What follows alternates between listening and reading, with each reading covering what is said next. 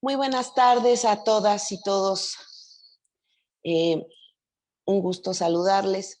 Y bueno, pues esta tarde vamos a tener una tarde en la cual nos vamos a actualizar con los últimos acontecimientos que están sucediendo en este momento en la Ciudad de México y que además implican que vamos a tener algunos cambios que al principio no se sentirán, pero que pueden impactar de manera importante en nuestra Ciudad de México. Y esta parte para nosotros es importante porque vamos a tener esta plática con Fernando Díaz Naranjo, quien es exconsejero del Instituto Electoral de la Ciudad de México. Estudió educación media superior en la Edmond High School y la Edmond Dakota del Norte en los Estados Unidos, licenciado en Ciencia Política por la Universidad Autónoma Metropolitana y maestro en Periodismo Político por la Escuela de Periodismo Carlos Septién García. Pero además ha sido un actor importante dentro de la construcción de la democracia en nuestra ciudad y por supuesto de la democracia en nuestro país. Vamos a dar unos minutitos para que se puedan conectar más amigas y amigos a esta transmisión y que podamos escuchar, porque hoy el futuro de la ciudad depende de este análisis y del análisis que a partir de hoy hagas en el futuro.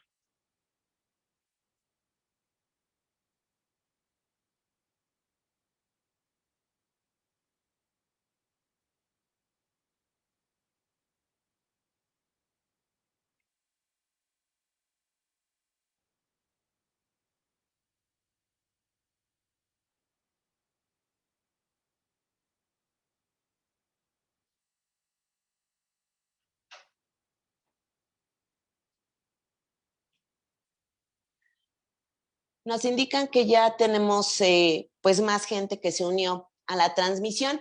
Y bueno, pues muy buenas tardes, Fernando Díaz Naranjo. Un gusto tenerte aquí en esta transmisión. Primeramente, bueno, pues, ¿cómo has estado? Saluda a la gente que el día de hoy está uniéndose a esta transmisión. Y bueno, pues, empecemos nuestra charla. Claro que sí. Primero, un gusto que, bueno, me hayas invitado.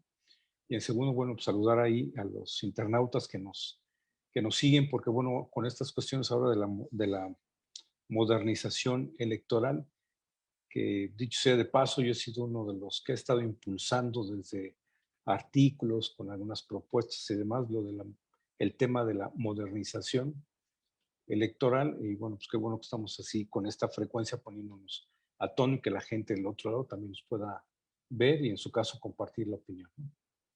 Muchas gracias, Fernando. Yo quisiera entrar en materia. Vamos directo al comal, directo a lo caliente, directo a lo que está sucediendo en este momento en la Ciudad de México. Tú sabes perfectamente, y quien no lo sepa del otro lado, en este momento en el Congreso de la Ciudad de México se está discutiendo una reforma electoral. Una reforma, si bien no es constitucional, sí es una reforma que impacta en leyes secundarias a la democracia de la Ciudad de México. Eh, esta iniciativa fue presentada con el objetivo, al parecer, de generar ahorros. Pero mientras en un lado se generan ahorros, en otro se incrementa. Y digo esta parte porque este mamotreto que ustedes ven aquí, pues es la iniciativa de ley que plantea una serie de aspectos que en este momento vamos a abordar, pero quisiera poner a colación que a partir de que en estas 16 alcaldías que conforman la Ciudad de México se pierden 9 con la oposición, se genera una estructura de una subdirección de participación ciudadana desde el gobierno central en cada una de las alcaldías con una estructura propia, en vez de generar una coordinación con las alcaldías, aunque sean de la oposición, pero en la institucionalidad poder colaborar con ellas. Y se genera un gasto con una estructura que simplemente quien dirige esa estructura nos cuesta alrededor de entre 60 y 80 mil pesos cada uno de los que encabeza esta dirección de participación ciudadana en las alcaldías. Por un lado se habla de austeridad y por otro lado, bueno, pues incrementa el personal y se incrementan las nóminas de tal manera que causan pues un daño por la falta de coordinación, un daño al erario público. Y digo esto porque vamos a entrar al fondo de esta reforma, que el día de hoy plantea algunos aspectos. Primeramente, la desaparición de la unidad de fiscalización dentro del instituto, la desaparición de otras 3 unidades, que es la de logística, archivo y la que tiene que ver con vinculación. Y se le da una serie de atribuciones a la Secretaría Ejecutiva y la Secretaría de Administración, y se desaparece también la unidad de género, la unidad que atiende a las mujeres, y se coloca dentro de una dirección para que se atienda como civismo. ¿Qué te merece qué comentario merece esta reforma? Bueno, de entrada, si seguimos la historia de las reformas electorales, que es muy común en nuestro país, que después de cada proceso electoral hay revisión de la norma electoral. Sin embargo, en esta ocasión, tanto estas modificaciones a la norma electoral local como la federal me preocupan por 2 cuestiones. El experimento sería la jefatura de gobierno a nivel local y a nivel federal la presidencia de la República, digo, entre otras elecciones. Generalmente cuando hay reformas, más bien se aplican en la elección denominada intermedia y luego hay ajustes que permiten consolidar algunos procesos para la elección federal a nivel de la presidencia de la República o a nivel local. Ahora bien, de entrada, cualquier cambio hacia una institución creo que debe de partir primero de un diagnóstico propio de la institución. Y creo que no se estaban, y bueno, creo que llegó primero la reforma. Es decir, me parece que no se le escuchó al Instituto Electoral de la Ciudad de México, que son los expertos. Y muchas áreas, como en cualquier institución, se construyen no porque se quiera agrandar la estructura, como la de género, sino porque van existiendo diversas disposiciones legales que hacen necesario que para atender esas atribuciones que están en la propia legislación, debe de haber un área específica que las atienda. Me detengo un poco en la unidad de género, que ahí sí me parece una situación que a mí me considero un poco difícil de comprender, porque por un lado, la cuestión para poder llegar a lo que hoy tenemos de la paridad de género, de la paridad total, de poner un alto y erradicar la violencia política contra las mujeres en razón de género, ha costado mucho trabajo ir engranando diversas normatividades que a nivel federal se vayan estructurando también a nivel local. Y en la Ciudad de México me parece que ha venido caminando bien esta parte y que si no hay un área que atiende esta parte, pues y si otra área asume la responsabilidad, me parece que en elecciones estaría con muchísima carga de trabajo. Pero además estamos dando el mensaje de regresar toda esa normativa que se ha ido construyendo, no solamente por legislativo federal o local, sino con los engranajes que sobre todo el INE ha venido construyendo con algunos acuerdos que con todo y que de repente son impugnados, como aquel acuerdo en el que se aprobó en 2021 respecto a la paridad en gobernaturas, por ejemplo. Ha sido un avance largo, sinuoso, que se van alcanzando poco a poco y de repente esta reforma, cuando menos lo que tiene que ver con la de género, pues me preocupa, porque ¿a dónde se aspira? ¿A dónde aspiramos todos? A contar con una igualdad sustantiva. Si bien está en el marco de la Constitución, pero en realidad no está materializado. Claro. Y estas unidades coadyuvan a que los acuerdos del INE, lo que se revisan los órganos electorales jurisdiccionales y las resoluciones que ahí derivan o la propia jurisprudencia, van sentando las bases jurídicas sólidas que buscan esa igualdad sustantiva. Si no se logra, entonces en realidad no tenemos una sociedad equilibrada. Y una sociedad equilibrada, por decirlo menos, porque en realidad si revisamos los datos del padrón y lista nominal, tenemos sobre todo en la lista nominal, que una credencial de elector es igual a lista nominal, tenemos que el 52% de las mujeres del estado nominal son mujeres, el otro 48% son hombres, en números cerrados. En un análisis que hizo el INE del proceso electoral federal del 2018, ¿quiénes votan más, hombres o mujeres? Mujeres. Mujeres, en una proporción de un 8% más que los hombres.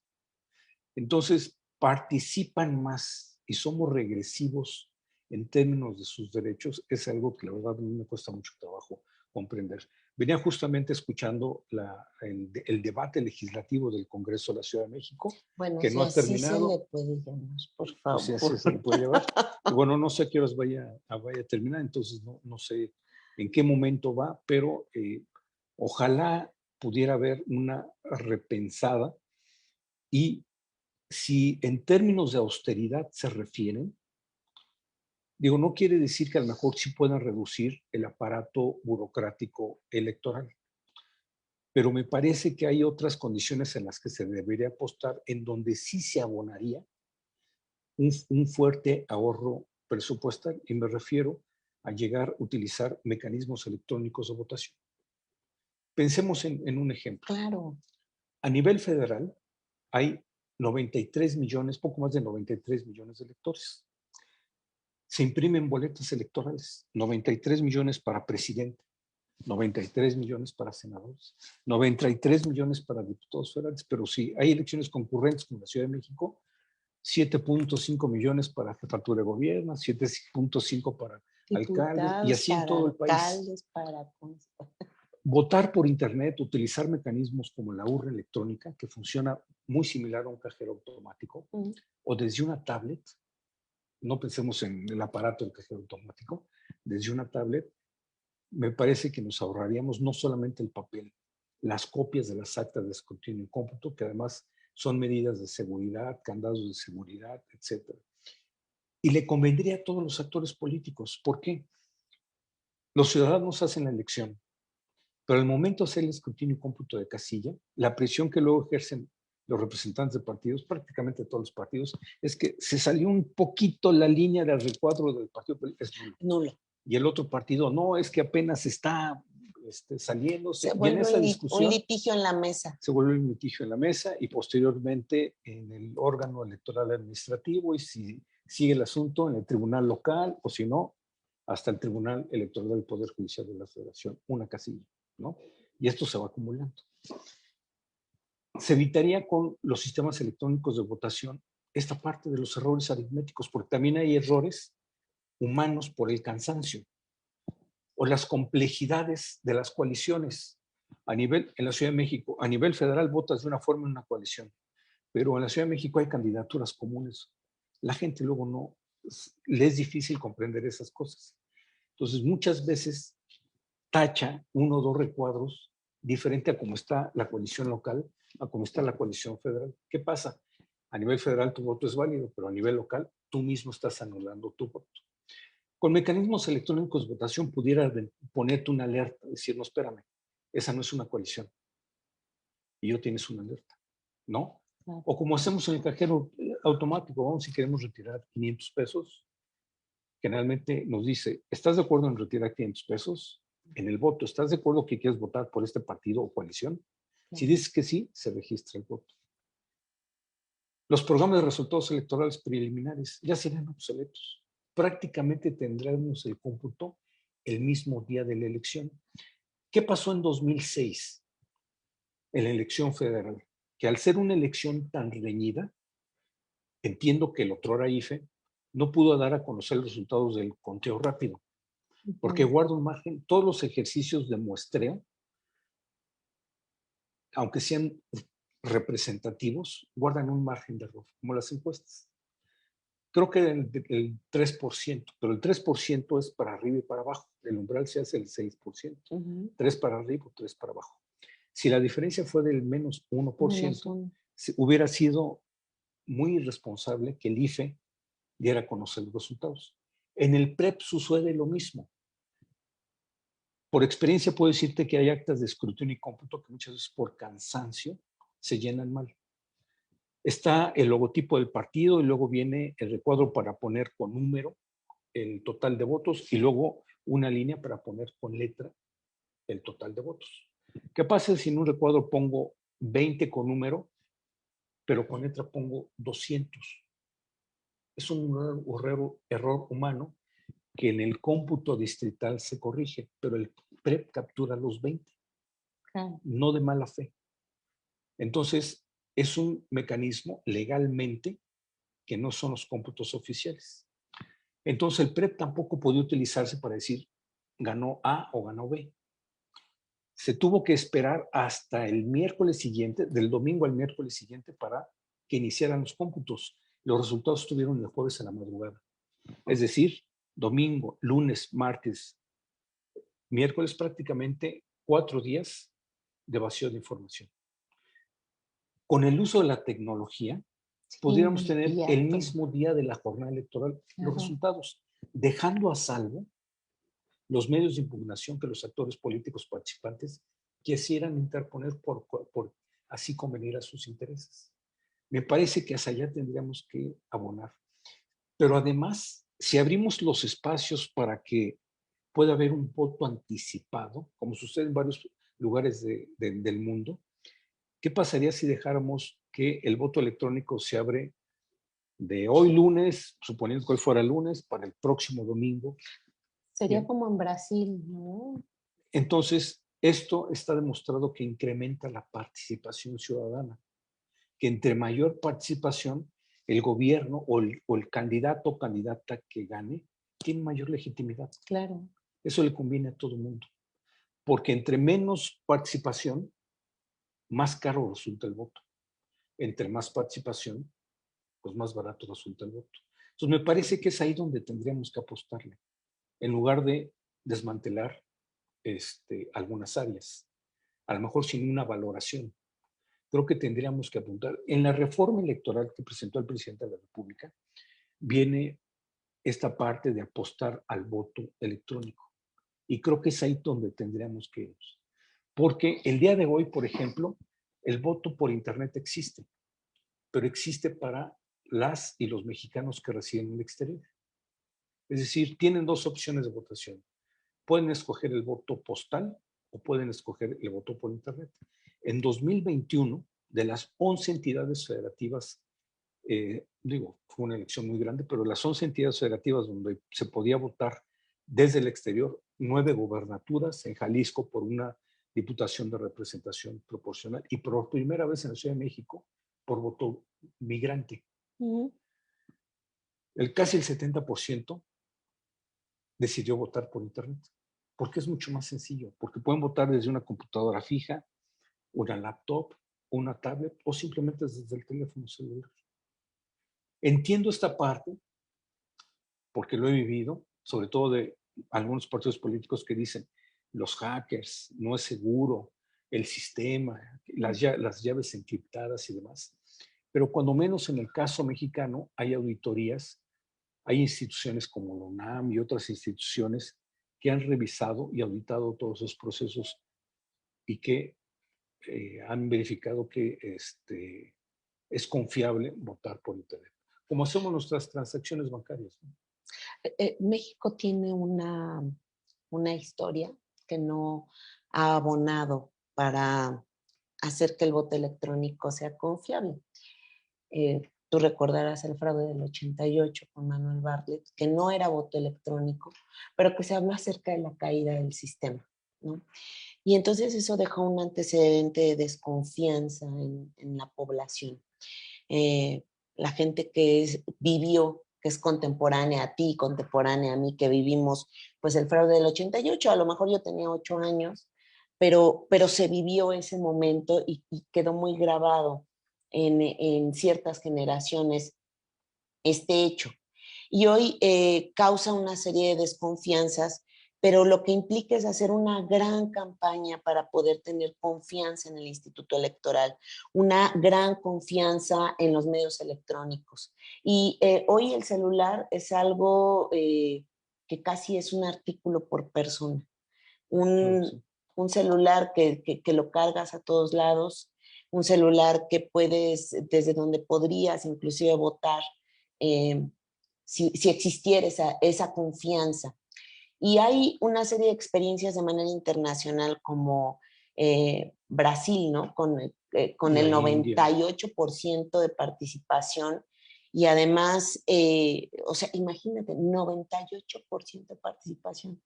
O sea, ni en los procesos electorales más exitosos de nuestro país hemos tenido tal nivel de participación.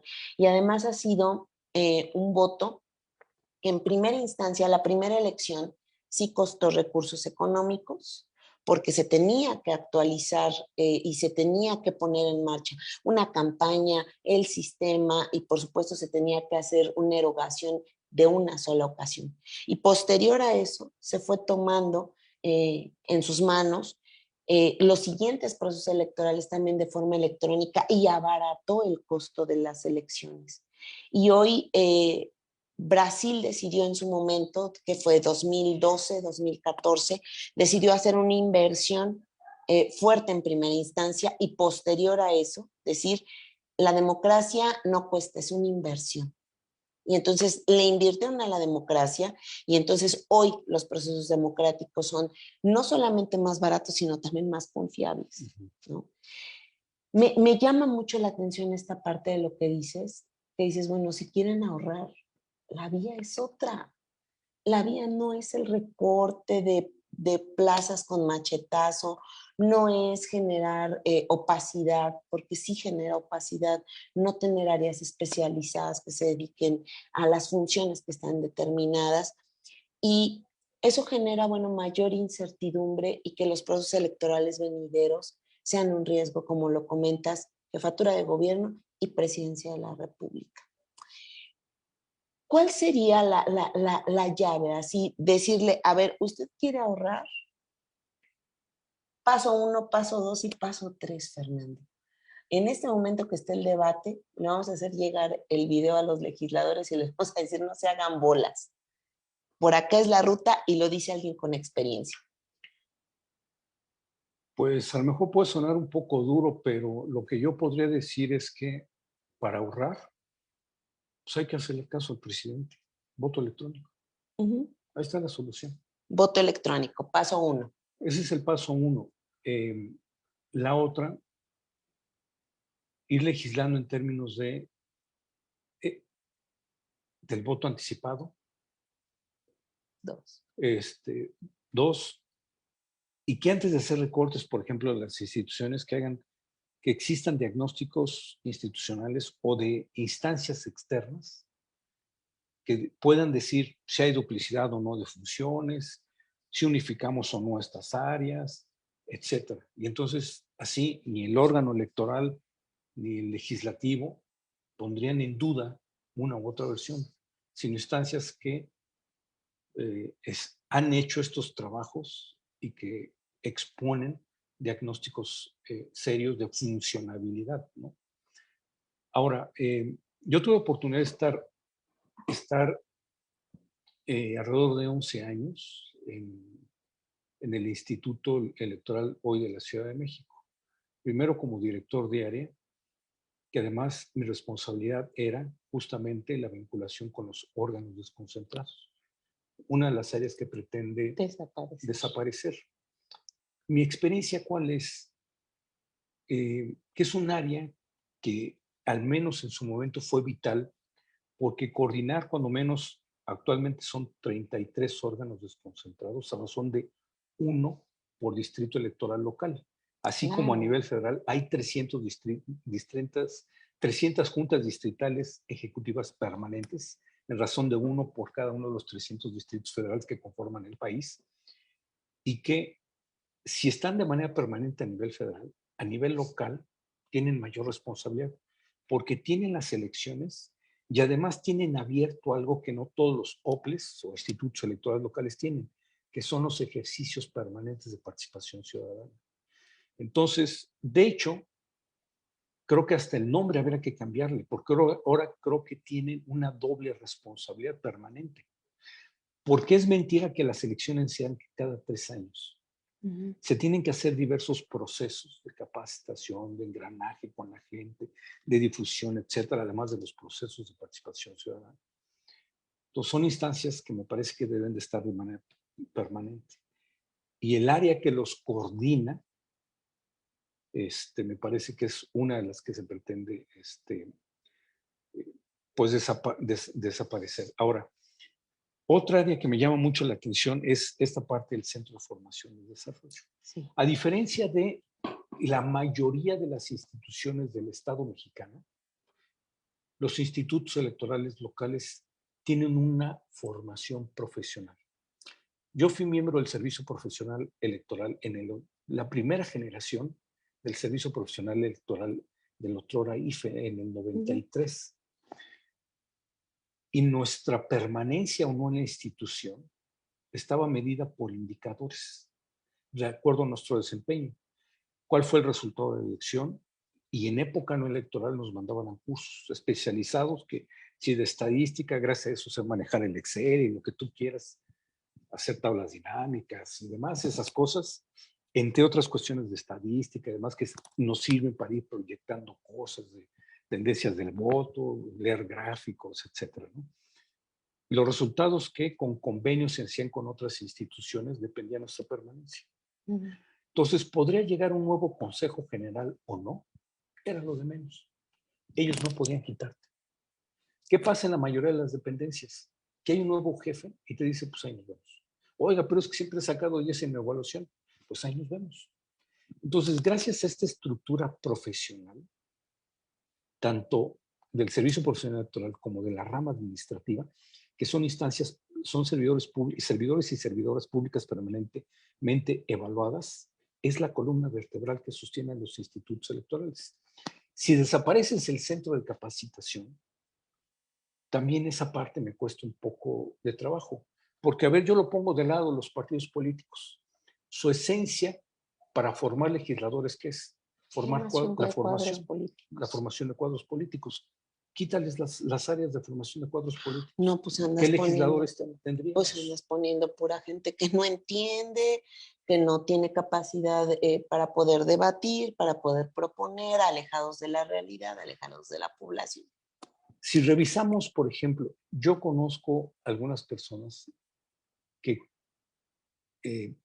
por ejemplo, que trabajan en el INE, que han estado en Irak asesorando cómo hacer elecciones en Irak, después del conflicto armado. Claro. Porque son la base que sostiene la institución. Olvídate de los consejeros y consejeras. No, son la base. Los trabajadores. Que han estado ahí por 20, 30 años, el tiempo que tienen las instituciones. Esa es la solidez. Veía yo algunos tweets que me llamaron mucho la atención de algunos servidores del Instituto Electoral de la Ciudad de México, en donde decían, oigan, yo me formé en la UNAM o en otra institución, etcétera. Esta ha sido mi especialidad, llevo tantos años trabajando, también soy mamá, etcétera, y no formo parte de ninguna cuota partidista. Entonces, claro, esos que están ahí también hay que tomarlo en cuenta. Ahora, entiendo aquellas voces donde dicen, es que en el instituto también hay cuotas partidistas y demás. Bueno, si es así, me parece que podría señalarse sobre quiénes hay las dudas y analizarlas, pero hablar en términos generales creo que se mancha a una institución que le ha dado mucho al país, mucho, mucho. Además, yo creo que es el mejor OPLE del país, el mejor instituto local electoral es el de la Ciudad de México. Y lo digo con conocimiento de causa porque la profesionalización de sus trabajadores, de quienes dan el servicio, la forma en la que se atienden las elecciones, pero además los diferentes procesos que tienen. Tienen la consulta infantil, el presupuesto participativo y muchas otras consultas que a lo largo del año se van realizando y la ciudadanía tiene una participación activa. No veo tal activismo en algunos otros OPLES, en algunos otros institutos locales, no los veo. Veo con un poco de menor preparación, he ido a distintos estados de la República y a veces quienes están en las juntas distritales, ¿no?, con un poco más de limitaciones. Pero en la Ciudad de México no ha habido limitaciones para poder capacitar y para poder hacer lo que se ha tenido que hacer por la democracia. Yo creo que tiene que ver, pues, que es la capital del país y no sería para menos. Pero también la transformación democrática que se ha dado, porque aquí es el lugar en el que los ciudadanos apenas empezamos a ser ciudadanos en 1997. Sí, claro. Fue cuando empezamos a votar por nuestros gobernantes en la Ciudad de México. Apenas. Esto es historia reciente. Y hoy, dar un paso atrás en todo el avance que se ha tenido desde 1997 y que acabamos de estrenar nuestra Constitución. Nuestra Constitución no tiene ni 10 años. Es de hace unos años, 2015, no, 2016. 2016 empieza pues todo el Congreso Constituyente y demás, y hoy echar un paso atrás con lo conquistado, en vez de ir para adelante como lo planteas con el tema del voto electrónico, con el tema de mayor apertura y mayor confianza en nuestros institutos. Mira, no es que exista en el tema, pero el voto electrónico tendría tantos beneficios. Por ejemplo, me acuerdo que en algún momento Querétaro incorporó la fotografía de las candidatas y candidatos a las boletas electorales. Pero ¿qué pasaba con el partido político en el tiempo que la ley determinaba hacía alguna sustitución? Pues era papel echado a perder. Claro. En cambio, con los sistemas electrónicos, se puede poner la fotografía y cambiar en un proceso mucho más rápido, ¿no? Y además hay gastos que pareciera que no se ven, pero casi todo el papel y las boletas físicas provienen de Chihuahua. El costo del recorrido a talleres gráficos o a las empresas donde se impriman no es menor. Luego de ahí, concentrar todo eso para que salgan a todo el país de regreso. Y luego de ahí, para que se distribuyan en las 162,000 casillas. El gasto que eso genera son gastos enormes, son gastos excesivos que me parece que habría que ir modernizando hacia esa parte, ¿no? Ahora, se podrían considerar también otros dispositivos electrónicos, no solamente el voto por Internet, que además tendría beneficios. Por ejemplo, una de mis hijas está estudiando medicina. Si le toca la guardia el domingo, y ese día de elecciones, pues ya no votó. Claro. ¿No?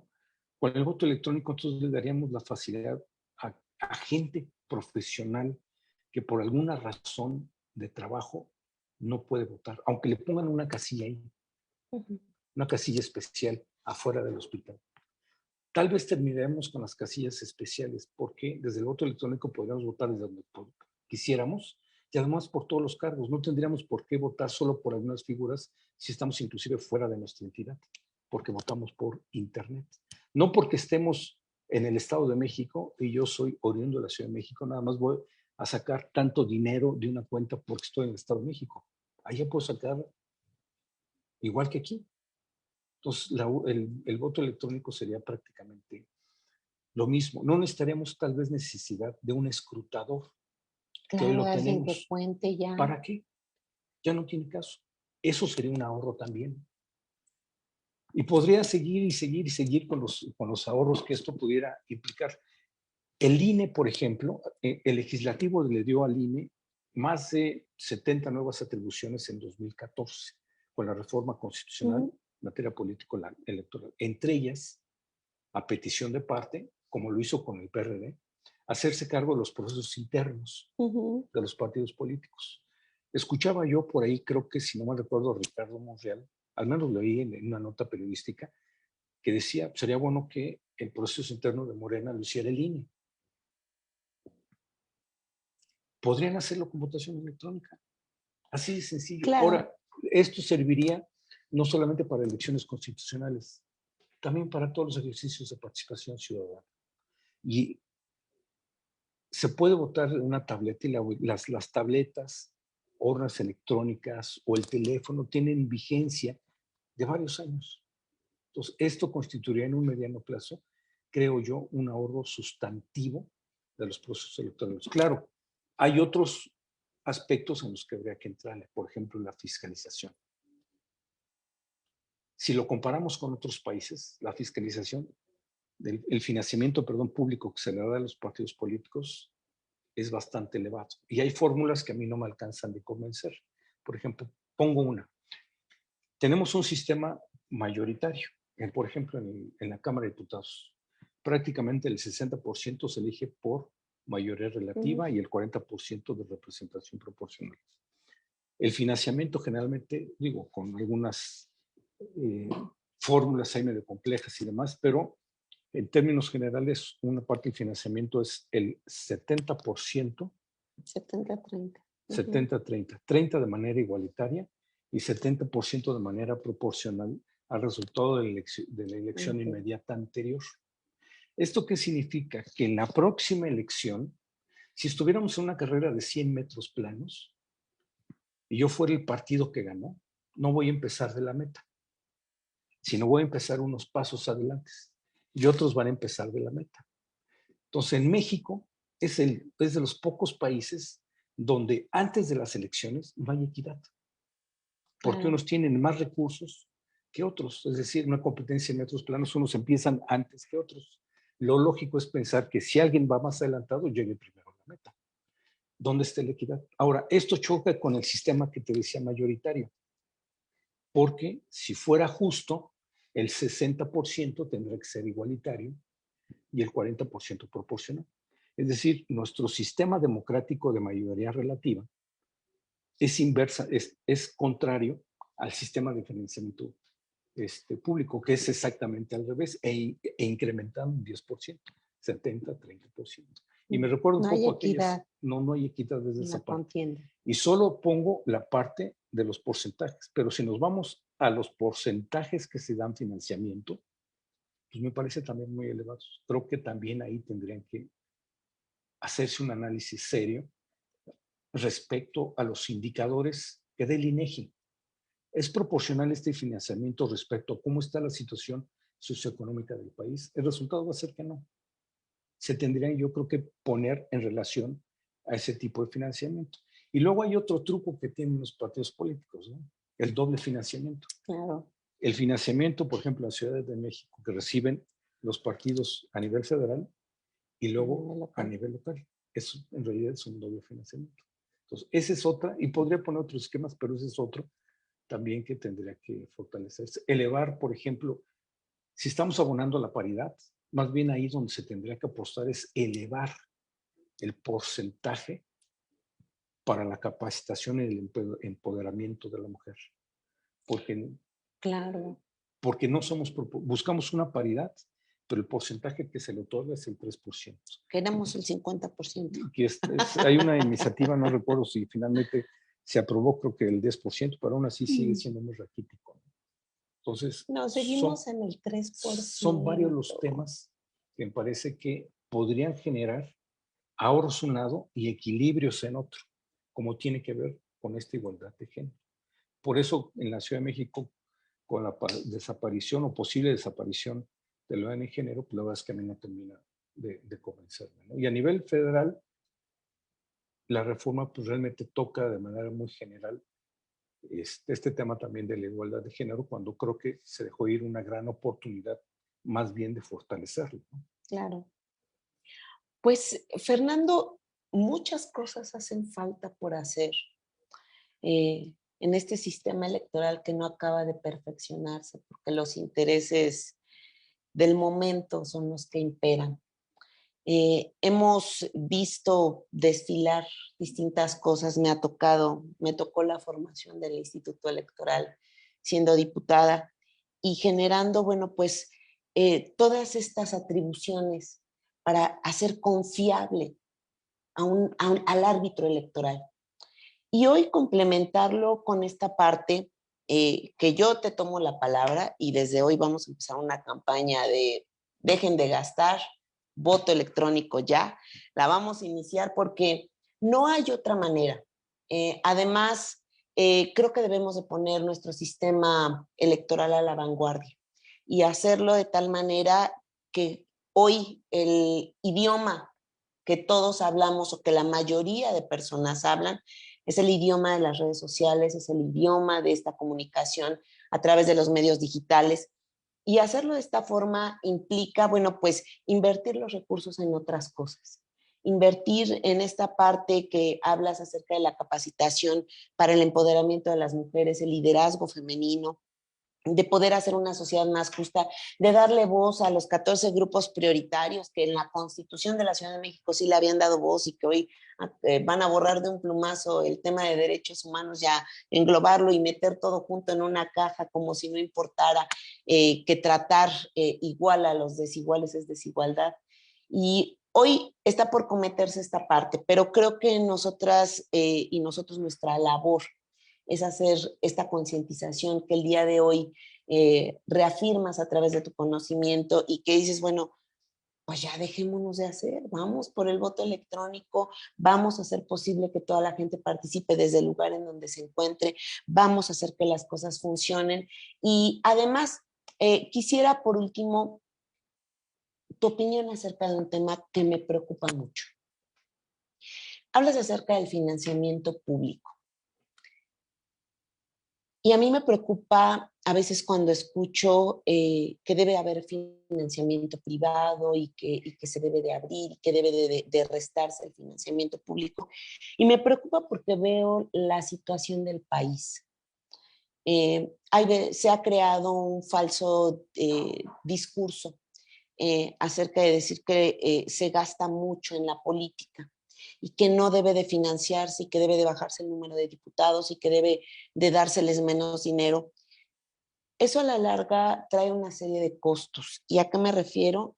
La intervención del narcotráfico en las elecciones.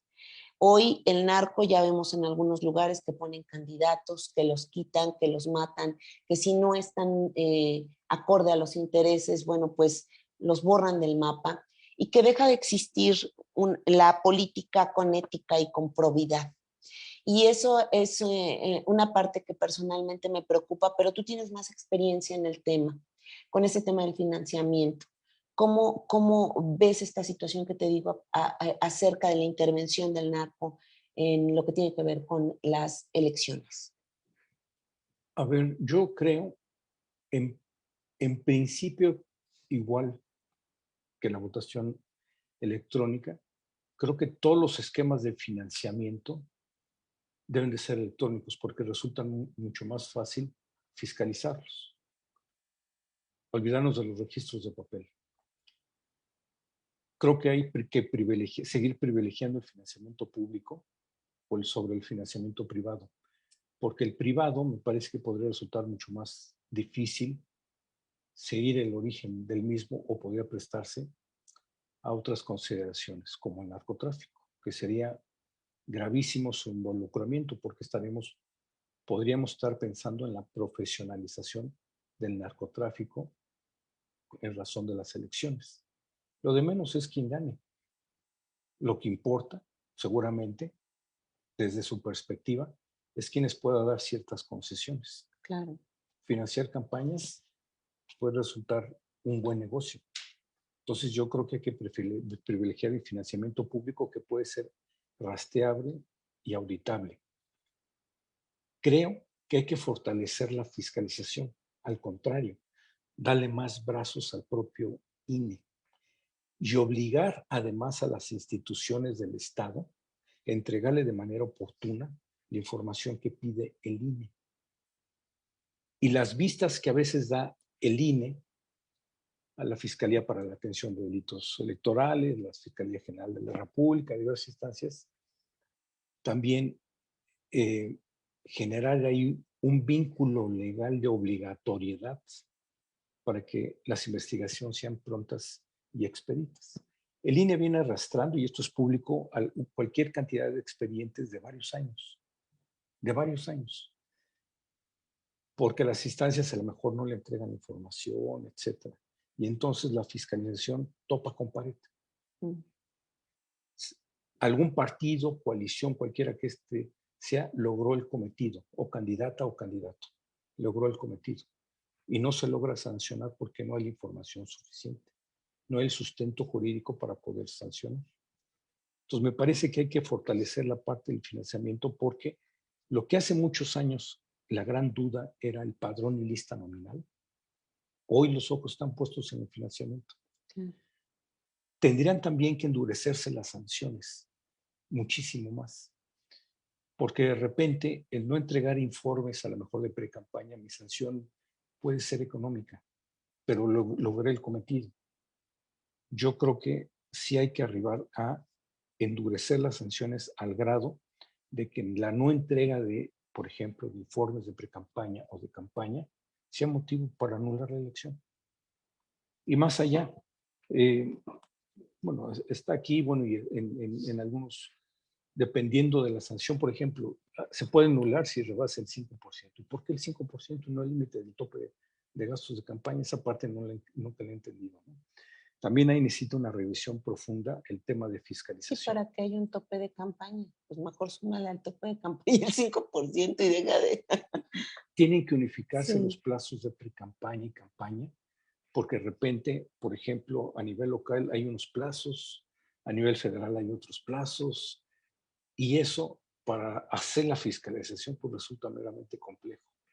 Y habría que abonar en otros esquemas para asegurar que las candidatas y candidatos sean personas realmente honorables. Pongo un ejemplo, te acordarás de esta parte que nació de la sociedad civil, que es 3 de 3 contra la violencia. Sí, claro. Bueno, ese formato me parece que además de ser obligatorio, debe de ser 100% auditable. ¿Qué hizo el INE en la elección pasada? Hizo una muestra. Al hacer una muestra y que sí encontró algunos registros, significa que en lo que no revisó, probablemente podía haber otros registros. Entonces, me parece que además de ser un requisito, ese fenómeno también tiene que ser auditable. Entonces, la fiscalización de otra serie de requisitos para que no lleguen violentadores a ser candidatos y que lleguen personas que sí sean representantes de la comunidad, de la población. Claro. Y no otras figuras que pues no necesariamente nos van a representar dignamente ante el Congreso, ante el local o federal. Claro. Entonces yo creo que la fiscalización tiene que seguir siendo pública y darle al INE pues mayores dientes para la fiscalización y que el tribunal tenga también manos para poder sancionar, ¿no? Claro. Pues me parece sumamente importante lo que dice, además de la elevación de las sanciones. Este tema de fiscalización a veces a los políticos dicen, híjole, bueno, que la sanción no sea tan dura. Hoy la violencia y la corrupción institucional a veces se da desde la creación de las leyes, del cómo te aligeras la carga de un lado y cómo das un recargón del otro lado. ¿A qué me refiero? Bueno, pues cuando te pones a revisar la ley dices, bueno, pues que la sanción no sea tan dura para los políticos y que si se gana, pues se gane con tal margen y que cumplas el cometido, aunque exista sanción. Esas medias tintas son las que producen corrupción, falta de probidad y falta de ética a la hora de las contiendas electorales. Y esta parte es sumamente importante. Fernando, yo te tomo la palabra en todas las propuestas que aquí has dado porque me parece que hoy se da una muestra de profesionalización, por eso no hay que dejar de lado de profesionalizar a quienes están en las diferentes instituciones, a quienes están en el Instituto Electoral, a quienes dan un servicio todos los días para el país, porque de eso depende la calidad de los servicios que tenemos como ciudadanos. O aspiramos a ser ciudadanos de primera o aspiramos a ser ciudadanos de segunda o de cuarta con instituciones y con servidores públicos que no den el ancho dentro de estas instituciones y que no cumplan con el cometido y con los objetivos de la institución para lo cual fueron creados sus espacios. Creo que hemos cumplido con este análisis que nos dimos a la tarea, Fernando, en esta plática, porque Hoy hay una discusión que al parecer no ha pasado por los filtros necesarios. Esta discusión que me parece que debió haberse llevado de la mano, no solamente de la ciudadanía, sino de la mano del Instituto Electoral. Decía el propio instituto que tenía preparado su proyecto para en septiembre hacer sus ahorros y para poder generar un tránsito hacia una austeridad y hacia menos gasto, pero que no fuese un impacto tal en las funciones que dejaran en estado de indefensión a la ciudadanía a la hora de la elección. Porque hoy el instituto es un escudo, es el árbitro, es el que dice se han hecho las cosas bien o se han hecho las cosas mal, y eso requiere de profesionalismo. Yo te agradezco muchísimo el que hayas estado esta tarde con nosotros en este espacio, que es, bueno, pues nos prestaron aquí la unidad de atención a víctimas de violencia política en razón de género, y te agradezco muchísimo que hayas estado esta tarde con nosotros, además de dando claridad hacia dónde debe de ir la ciudadanía y que debe de ser exigible el voto electrónico ya para ahorrar dinero, y además de poner el dedo en la llaga en donde nos hace falta ahí sanar las finanzas, sanar la fiscalización, sanar toda esta parte que todavía es imperfectible, todavía no está totalmente acabado porque, bueno, pues nuestro sistema ha tenido una historia y seguirá teniendo historia. Te agradezco muchísimo, Fernando, y no sé si quieras dar un último mensaje a quienes el día de hoy nos escuchan. Pues solamente decir que gracias a las instituciones, hoy nuestro voto cuenta. Y gracias a que el voto cuenta, tenemos nosotros un gran poder ciudadano. Refrendar a quien le otorgamos el voto, o bien castigarlo y pensar o considerar otra opción si no atendió nuestras perspectivas. Y eso es el valor de voto que no hay que perder. Claro. Pues muchas gracias y buenas tardes. Y hoy ya estás actualizado y actualizada en qué es lo que se tiene que hacer con la democracia y sobre todo saber y poder opinar acerca de lo que se está discutiendo hoy en el Congreso de la Ciudad. Muchísimas gracias y muy buena tarde a todas y todos, y nos vemos el próximo jueves en Mujeres que Leen. Gracias.